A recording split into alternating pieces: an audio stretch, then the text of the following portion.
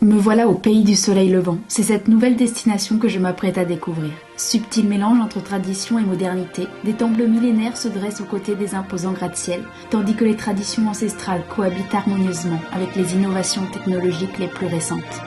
Me voilà au Japon. Une destination qui fait rêver certains, qui séduit par sa gastronomie raffinée et sa culture si fascinante. Je me suis envolée pour Tokyo, à plus de 10 000 km de la France, la plus grosse mégalopole au monde. Une ville ultramoderne, presque futuriste, qui s'étend sur une superficie de plus de 2194 km² et compte plus de 13 millions d'habitants. Pour voir un maximum de choses dans cette capitale qui vaut le détour et ses environs, pour découvrir au mieux sa culture et ses spécialités et ne rien louper, je me suis laissé guider par l'agence Easy Tokyo. 私たちの旅は楽しさでいっぱいです。インターネットでは探せないレストランや素晴らしい場所へ案内します。フランスの方々のために全力を尽くします。お待ちしております。 Qui propose des voyages de 10 jours tout compris, logement, avion ainsi que 12 repas avec un guide francophone à un prix défiant toute concurrence.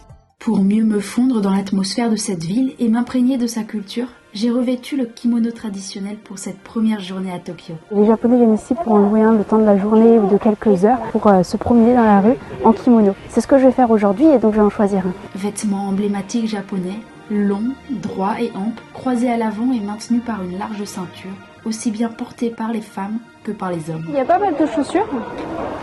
On va en prendre une paire. Ça y est, j'ai mis le kimono, donc je vais passer une partie de la journée avec la tenue traditionnelle japonaise. Bien que le kimono reste un symbole important de la culture japonaise, son port est devenu moins courant dans la vie quotidienne moderne. Cependant, il continue à être porté lors d'occasions spéciales et de cérémonies, comme la cérémonie traditionnelle du thé à laquelle je vais maintenant participer. Et maintenant que je suis en kimono, je vais aller à la cérémonie traditionnelle du thé.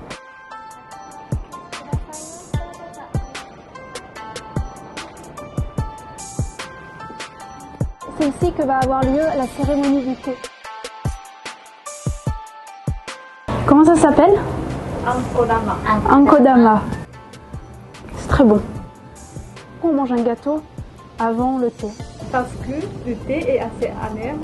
Donc pour effacer cette amer, il faut manger du sucre avant la cérémonie. La cérémonie du thé est très importante pour les Japonais. Bien plus que la préparation d'une simple boisson, c'est un art composé de gestes précis, effectués dans un ordre strict pour le plaisir de l'invité. C'est du thé matcha?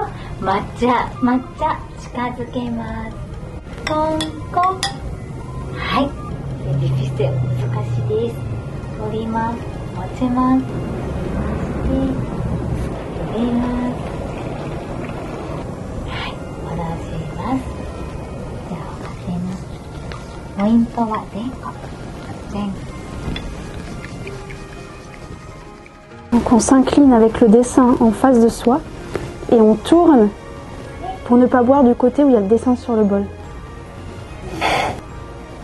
Oh, très bon. Très bon. Donc quand on termine le thé, on fait ce bruit pour dire que c'est très bon. Je poursuis ma découverte de la capitale en Jinrikisha. C'est ce petit chariot à 2 roues tiré par un coureur humain, autrefois très répandu. Ça c'est Zindikisha, c'est la voiture traditionnelle au Japon et c'est comme ça qu'ils se déplaçaient à l'époque.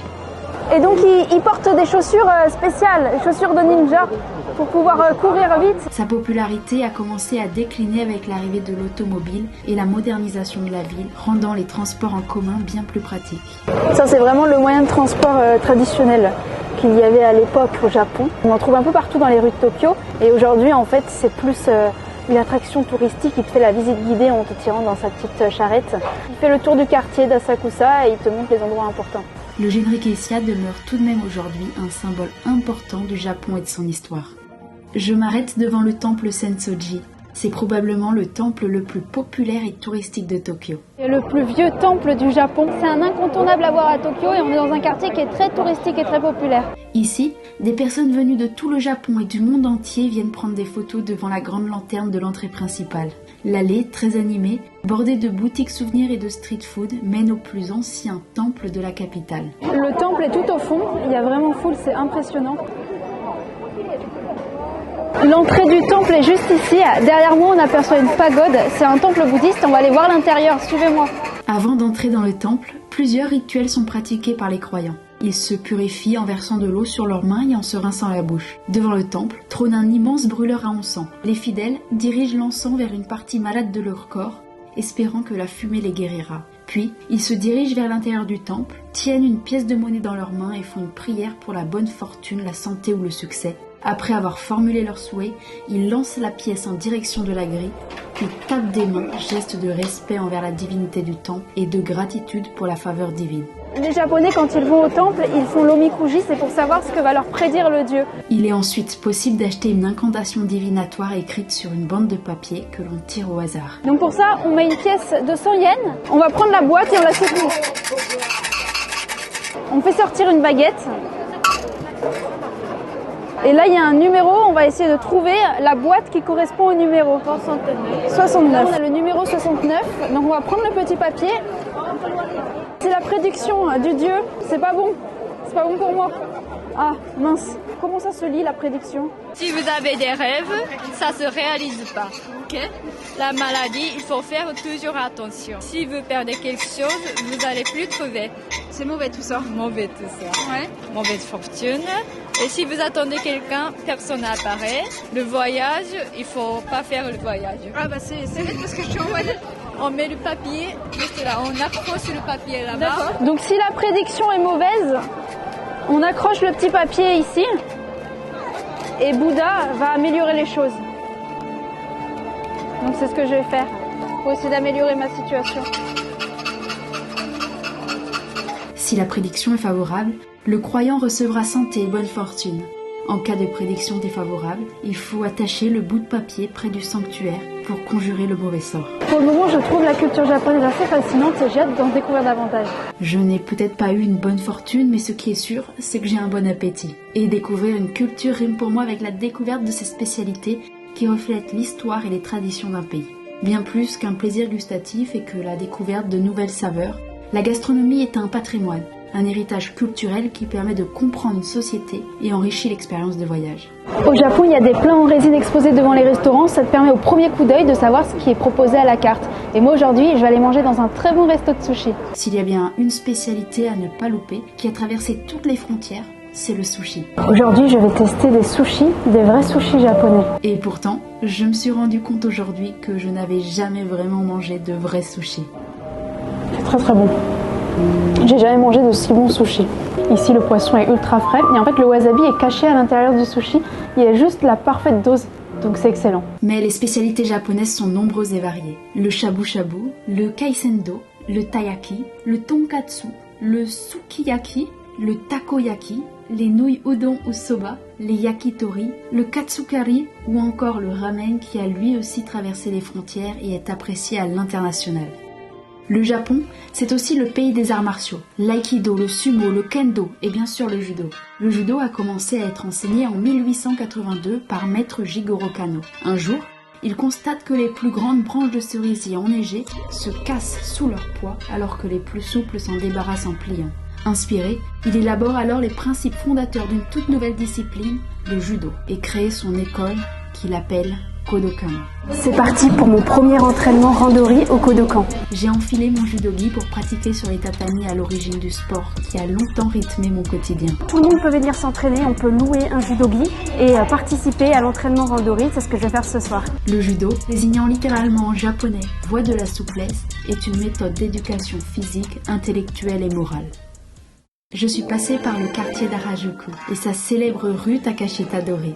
Une rue piétonne branchée où se succèdent des dizaines de boutiques kawaii, qui veut dire mignon en japonais. Des street food, des gacha-gacha et surtout des friperies et boutiques vintage. Cette rue est un véritable incubateur de tendances qui inspire les jeunes japonais.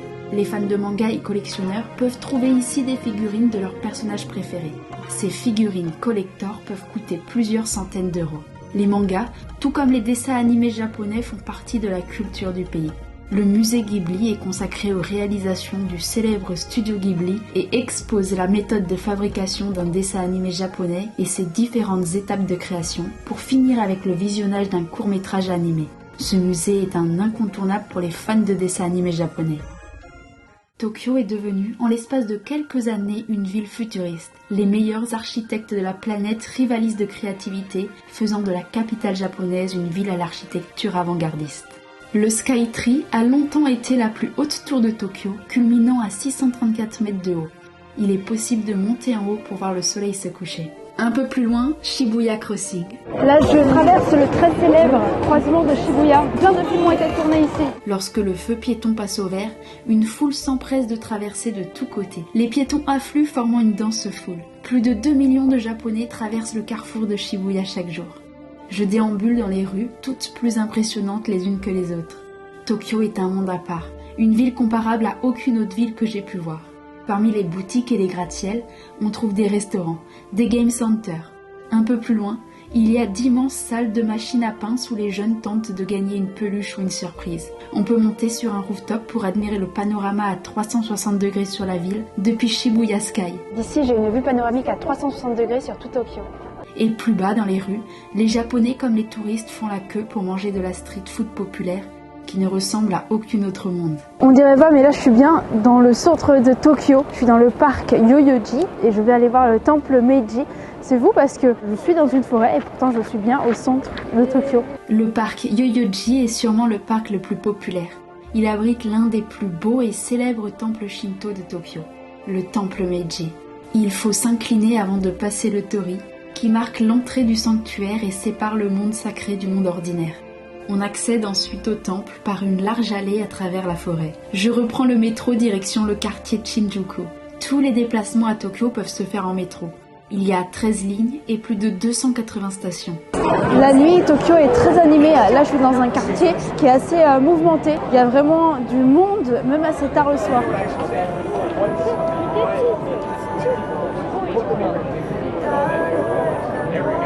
Et une des particularités à Tokyo, c'est que dans les quartiers comme celui où je me trouve, où il y a des boutiques et des restos, dans les rues piétonnes, eh bien, il y a des haut-parleurs qui diffusent de la musique et la musique, elle change en fonction des saisons.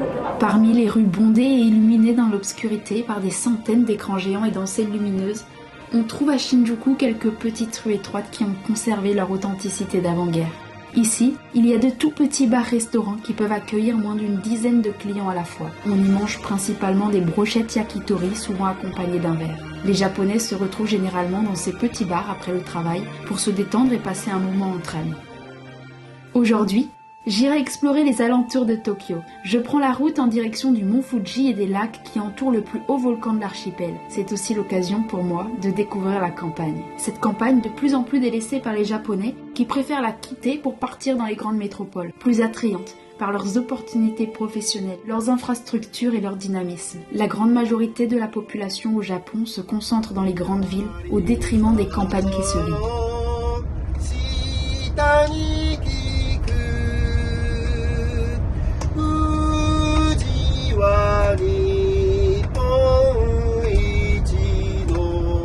L'archipel japonais est situé à la convergence de plusieurs plaques tectoniques majeures créant un environnement géologique propice à la formation de volcans. Le Japon compte plus de 100 volcans encore actifs et de nombreux autres volcans éteints.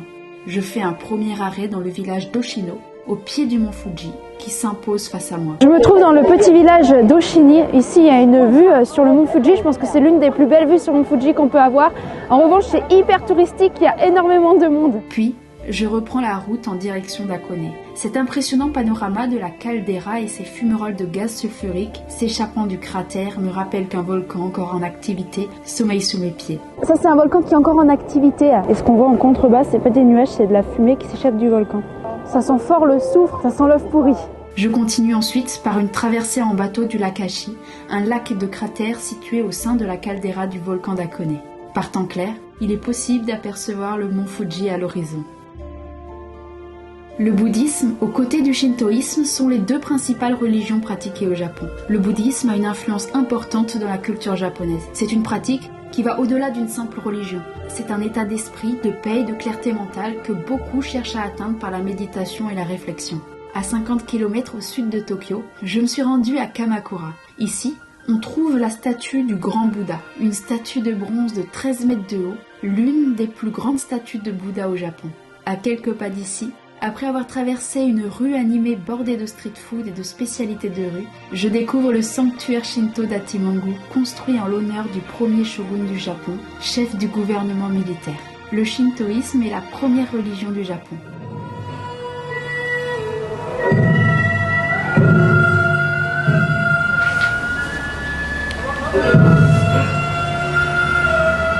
Les pratiquants croient que les esprits appelés kamis vivent dans tout ce qui nous entoure, comme les arbres, les montagnes et même les rivières. Je profite de ma dernière journée pour traverser la baie de Tokyo en bateau. Tokyo est bordée par une baie qui s'étend sur environ 120 km de long. Je me suis rendue de l'autre côté de sa baie à Kyonan, petit village de la préfecture de Chiba. Ça change de Tokyo ici, c'est tout calme, c'est un petit village. J'ai alors pris le téléphérique permettant de monter dans les hauteurs et d'avoir une vue sur la mer et les montagnes alentours. Quand le temps est clair, on aperçoit le mont Fuji à l'horizon. Alors aujourd'hui, pas de chance, il fait mauvais, donc on voit rien du tout. Ici se dresse une imposante statue de Bouddha de 31 mètres de haut qui a été sculptée dans la pierre. La randonnée permettant d'y accéder est bordée de centaines de mini-statues de Bouddha. J'ai de la chance d'être au Japon pile durant la période où les cerisiers japonais sont en fleurs. C'est très court, ça dure seulement quelques jours et c'est maintenant. Je remercie à nouveau l'agence Easy Tokyo, grâce à qui ce voyage et ce reportage ont été possibles. Je vous partagerai en description toutes les informations utiles à propos de l'agence si vous aussi vous prévoyez de voyager à Tokyo. On se retrouve très vite dans une prochaine vidéo.